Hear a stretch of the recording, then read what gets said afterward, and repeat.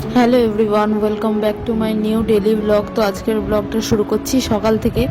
আর আমার সকালবেলায় আজকে তাড়াতাড়ি ওঠা হয়নি। সমস্যাটা এই জায়গায় হয়ে গেছে, কারণ ছেলে সারা রাত ঘুমোয়নি। আমি অ্যালার্ম দিয়ে রেখেছিলাম যাতে সকাল সকাল উঠে সব কাজ সেরে ফেলতে পারি।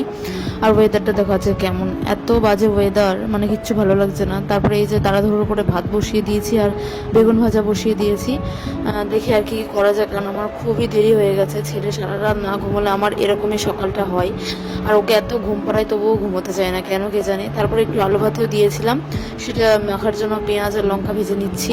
পুরো সিম্পল রান্নাবান্না করবো, মানে তাড়াতাড়ি যে তরকারি হয়ে যায় সেই সবই করবো, কারণ আমার একদমই হাতে সময় নেই। ছোট ছেলে নিয়ে সেরকম পড়ে পড়ে রান্না করা যায় না। তারপরে এই যে চা বসিয়ে দিয়েছি, আর ছেলের খিচুড়ি বসাবো বলে প্রেশার কুকারে সব সবজি ভাত ডাল সব মানে চাল আর কি ধুয়ে নিচ্ছি। তারপরে এই যে চা হয়ে গেছে, আর আমার ছেলের খাবারটাও বসিয়ে দিয়েছি, সেটা কয়েকটা সিটি মেরে নিলেই হবে।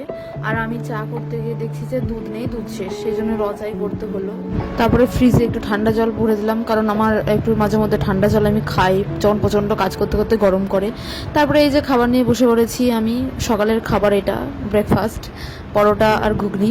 তারপরে আমি খেতে খেতে ভাবলাম যে ঠিক আছে খেয়ে দিয়ে তারপরে আমি একেবারে স্নান না করে প্রথমে ঘরটার মুছে রান্নাঘর ক্লিন করে তারপরে স্নান করে নেবো। আসলে আগে স্নানটা কেন করে নিই, কারণ ছেলে কান্না করে, সেই জন্য ওকে ঘুম পাড়িয়ে রেখেই বাকি কাজটা করি। কিন্তু যখন ও নেই, এখন ঘুরতে গেছে, ভাবলাম সব কাজ সামলেই তারপরে স্নান করে নিই। আর আমি বিছানাটা জাস্ট মশারিটা খুলে রেখেছিলাম, বিছানা একদমই গোছানো হয়নি তাড়াহুড়ো করে। তাই এখন বিছানাটা সুন্দর করে গুছিয়ে নিচ্ছি। তারপরে রান্নাঘরে বাসন পড়ে রয়েছে, সেই বাসনগুলো ধুয়ে রান্নাঘরটা পুরো ক্লিন করব। তারপরে ঘরটার মুছে একবারে স্নান করে চলে আসবো। তারপরে এই যে দেখো বিছানাটা সুন্দর করে গুছিয়ে রেখেছি। আর বিছানাটা সুন্দর করে গুছিয়ে রাখলে কেমন সুন্দর লাগে দেখতে বলো, কিন্তু বেশিক্ষণ এটা আমার থাকে না, সেটা আলাদা ব্যাপার। তারপরে এই যে ছেলেকে খাওয়ানোর আগে ওর জিভটা ক্লিন করে নেব, কারণ এই জিভটা প্রচণ্ড সাদা স্তর পড়ে রয়েছে। আর এটা ডক্টর প্রেসক্রাইব করা ওষুধ, ছোট্টবেলা থেকে ওকে দিই। এই ওষুধটা পুরো সিরামের মতন সাদা, কোনো ফ্লেভার নেই। তো এই যে জিভটা ক্লিন করে নিয়েছি, আর ও কেমন হাসছে দেখো। তো চলো ব্লগটা এই পর্যন্ত, টাটা।